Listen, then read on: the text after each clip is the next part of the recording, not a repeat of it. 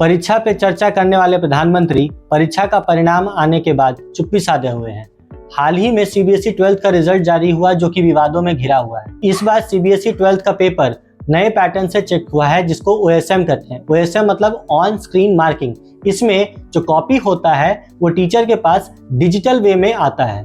इस प्रक्रिया में कई खामियां हैं। सबसे पहली खामी तो ये है कि कॉपी सही तरीके से स्कैन नहीं हुई और इतनी गंदी तरीके से स्कैन हुई है कि साफ साफ दिखती ही नहीं है।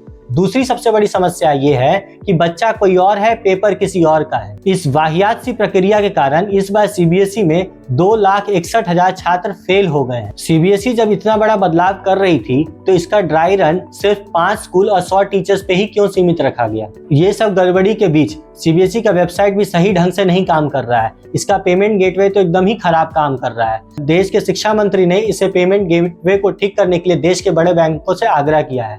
इन सभी के बीच वेदांत श्रीवास्तव, यह बच्चा अब किसी पहचान का मोहताज नहीं है। इसने जब सीबीएसई से अपना कॉपी मंगवाया रीचेक करवाने के लिए तो सीबीएसई ने इसको गलत कॉपी दे दिया और इसने जब ये बात ट्विटर पर डाली और सीबीएसई और देश को बताया तो देश के बड़े पत्रकार, डीडी न्यूज के एक बड़े पत्रकार ने इसे पाकिस्तानी तक घोषित कर दिया।